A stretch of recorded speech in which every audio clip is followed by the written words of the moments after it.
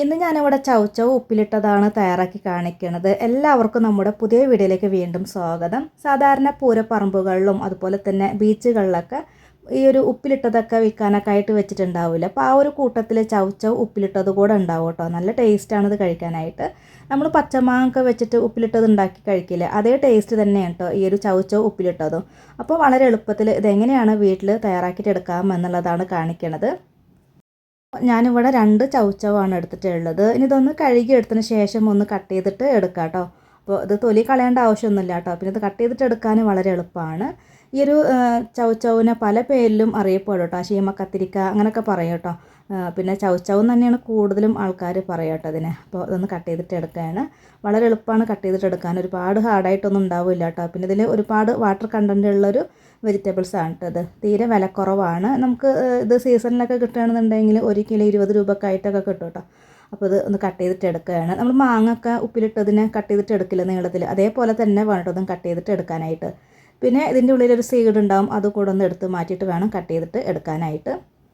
പിന്നെ ഇതിൽ ഞാൻ വേറൊരു ഇൻഗ്രീഡിയൻസും കൂടെ ചേർത്തിട്ടാണ് കേട്ടോ ഉപ്പിലിട്ടത് ഉണ്ടാക്കിയെടുക്കണത്. അതുകൊണ്ട് തന്നെ പ്രത്യേക ഒരു ടേസ്റ്റാണ് കേട്ടോ ഇത്. അപ്പോൾ ഞാനിത് രണ്ടും ഞാനിവിടെ കട്ട് ചെയ്തിട്ട് എടുത്തിട്ടുണ്ട് കേട്ടോ. ഇനി നമുക്ക് ഉപ്പിലിട്ടത് തയ്യാറാക്കിയിട്ട് എടുക്കാനായിട്ടുള്ള വെള്ളം ഒന്ന് തിളപ്പിച്ചിട്ട് എടുക്കാം കേട്ടോ. അപ്പോൾ ഞാനിതൊരു പാത്രം അടുപ്പത്ത് വെച്ച് കൊടുത്തിട്ടുണ്ട്. ഇതിലേക്ക് ഞാൻ വെള്ളം ഒഴിച്ച് കൊടുക്കുകയാണ്. നമ്മൾ ഈ ഒരു ചൗച്ചവ് എടുത്തില്ല, അപ്പോൾ അത് മുങ്ങിക്കിടക്കാൻ വിധത്തിലുള്ള വെള്ളം വേണം കേട്ടോ തിളപ്പിച്ചെടുക്കാനായിട്ട്. അപ്പോൾ നിങ്ങൾ എത്രത്തോണ്ടാണ് എടുക്കുന്നത് അതിനനുസരിച്ചിട്ട് വെള്ളം എടുക്കുക. ഇനി ഇതൊന്ന് തിളപ്പിച്ചെടുക്കണം. നന്നായിട്ട് തിളച്ച് വരണം കേട്ടോ. എന്നാൽ മാത്രമാണ് ഈ ഒരു ഉപ്പിലിട്ടത് കുറേ നാൾ കേടാവാണ്ടൊക്കെ ഇരിക്കുക കേട്ടോ. അപ്പോൾ ഇതൊന്ന് നല്ലോണം ഒന്ന് തിളപ്പിച്ചിട്ട് എടുക്കുകയാണ്. ഇപ്പോൾ വെള്ളം നല്ലോണം തന്നെ തിളച്ച് വന്നിട്ടുണ്ട്. ഇനി ഫ്ലെയിം ഓഫ് ആക്കിയതിന് ശേഷം ഇതൊന്ന് ചൂടാറാനൊക്കെ ആയിട്ട് മാറ്റി വയ്ക്കാം കേട്ടോ. ഇനി ഞാനിവിടെ ഉപ്പിലിട്ടത് ഇട്ട് വയ്ക്കാനായിട്ട് ഇതുപോലൊരു ഗ്ലാസിൻ്റെ ഒരു ബോട്ടിലാണ് എടുത്തിട്ടുള്ളത്. പ്ലാസ്റ്റിക് ഒന്നും എടുക്കുകയൊന്നും ചെയ്യരുത് കേട്ടോ. കഴുകിയിട്ട് വെയിലത്ത് വെച്ചിട്ട് ഉണക്കി എടുത്തിട്ടുള്ളൊരു ബോട്ടിലാണ് ഇട്ടത്. ഇനി ഇതിലേക്ക് പകുതി 3/4 ഭാഗത്തോളം നമ്മൾ കട്ട് ചെയ്ത് വെച്ചിട്ടുള്ള ആ ഒരു ചൗച്ചൗവിൽ അതിട്ട് കൊടുക്കാം. അതിനുശേഷം ഇതിലേക്ക് ഞാൻ ഒരു മാങ്ങ കൂടെ കട്ട് ചെയ്തിട്ട് ചേർത്ത് കൊടുക്കുന്നുണ്ട്. ഇതിൻ്റെ കൂടെ മാങ്ങ ചേർക്കണത് എന്തിനാണെന്ന് വെച്ചാൽ ചൗച്ചൗവിന് പ്രത്യേക ഒരു ഫ്ലേവറൊന്നും ഇല്ലാത്തൊരു വെജിറ്റബിൾസ് അല്ലേ. അപ്പോൾ നല്ലൊരു ടേസ്റ്റും ഫ്ലേവറൊക്കെ കിട്ടാനും വേണ്ടിയിട്ടാണ് കേട്ടോ അതിലേക്ക് മാങ്ങ കട്ട് ചെയ്തിട്ട് ചേർത്ത് കൊടുക്കുന്നത്. ഞാനിവിടെ ചെറിയൊരു മാങ്ങ ഇതുപോലെ നീളത്തിൽ കട്ട് ചെയ്തിട്ടാണ് ഇട്ട് കൊടുത്തിട്ടുള്ളത്. മാങ്ങ ചേർത്ത് കൊടുത്തതിന് ശേഷം പിന്നെ ബാക്കി വന്നിട്ടുള്ള ആ ഒരു ചൗച്ചൗ കൂടെ ചേർക്കുന്നുണ്ട്. അതിന് ശേഷം പിന്നെ ഞാനിലേക്ക് ചേർത്ത് കൊടുക്കുന്നത് കാന്താരി മുളകാണ് കേട്ടോ. അപ്പോൾ ഇതുണ്ടെങ്കിൽ ഇത് തന്നെ ചേർത്ത് കൊടുക്കണം കേട്ടോ. പ്രത്യേക ഒരു ടേസ്റ്റും ഫ്ലേവറൊക്കെ ഉണ്ടാവും കേട്ടോ ഈ ഒരു കാന്താരി മുളക് ചേർത്തിട്ടുണ്ടെങ്കിൽ. അതില്ലെങ്കിൽ മാത്രം പച്ചമുളക് ചേർത്താലും മതി കേട്ടോ. അപ്പോൾ ഞാനിവിടെ കുറച്ച് ഇട്ട് കൊടുക്കുന്നുണ്ട് കേട്ടോ. നിങ്ങൾക്ക് എത്രത്തോണ്ട് എരിവിലാണോ വേണ്ടത് അതിനൊക്കെ അനുസരിച്ചിട്ടുള്ള മുളക് എടുക്കുക. അപ്പോൾ ഇതും കൂടെ ഇട്ട് കൊടുത്തതിന് ശേഷം പിന്നെ നമുക്കിതിലേക്ക് പാകത്തിനുള്ള ഉപ്പ് ചേർത്ത് കൊടുക്കാം.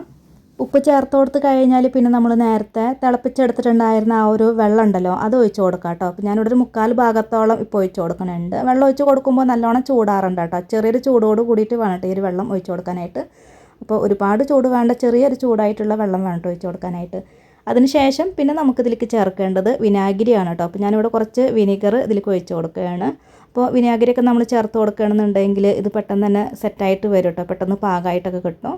അപ്പോൾ കുറച്ച് മാത്രം വിനാഗിരി ചേർക്കുന്നുണ്ട്. എന്നിട്ട് ബാക്കിയുള്ള ആ ഒരു ചൂടുവെള്ളം ഉണ്ടല്ലോ അതുകൂടെ ഇതിലേക്ക് ഒഴിച്ച് കൊടുക്കുകയാണ്. പിന്നെ വെള്ളം ഒഴിച്ച് കൊടുക്കുമ്പോൾ നല്ല തിളച്ച വെള്ളം ഒന്നും ഒഴിച്ച് കൊടുക്കുകയൊന്നും ചെയ്യരുത് കേട്ടോ. അങ്ങനെ ആകുമ്പോൾ ഈ ഒരു മാങ്ങയും ചൗച്ചൊക്കെ പെട്ടെന്ന് ഇങ്ങനെ വെന്ത് പോകും. അപ്പോൾ നമ്മൾ ഈ ഒരു ഉപ്പിലിട്ടത് കഴിക്കുന്ന സമയത്ത് ഇങ്ങനെ കടിക്കണ പോലെ കിട്ടില്ല കേട്ടോ. അങ്ങനെ ഒത്തിരി ഇങ്ങനെ സോഫ്റ്റായിട്ട് ഇങ്ങനെ പഞ്ഞി പോലെയുള്ള ചൗച്ചവും മാങ്ങയൊക്കെയാണ് കേട്ടോ നമുക്ക് കിട്ടും. അപ്പോൾ ചെറു ചൂടുള്ള വെള്ളം വേണം ഇതിലേക്ക് ഒഴിച്ച് കൊടുക്കാനായിട്ട്. ഇത് അടച്ച് വയ്ക്കാം കേട്ടോ. എന്നിട്ട് ഇതൊരു 4-5 ദിവസം കഴിഞ്ഞതിന് ശേഷം വേണം കേട്ടോ എടുത്ത് ഉപയോഗിക്കാനായിട്ട്. എന്നാലാണ് ഇതിൽ ഉപ്പും എരിവും പുളിയൊക്കെ പാകത്തിന് തന്നെ പിടിച്ചിട്ടുണ്ടാവുക. അപ്പോൾ ഇതുപോലെ ട്രൈ ചെയ്ത് നോക്കാത്തവരൊന്ന് ട്രൈ ചെയ്ത് നോക്കണം കേട്ടോ. ചോറിൻ്റെ കൂടെയും കഞ്ഞിയുടെ കൂടെയും വെറുതെ കഴിക്കാനൊക്കെ നല്ല ടേസ്റ്റാണ്.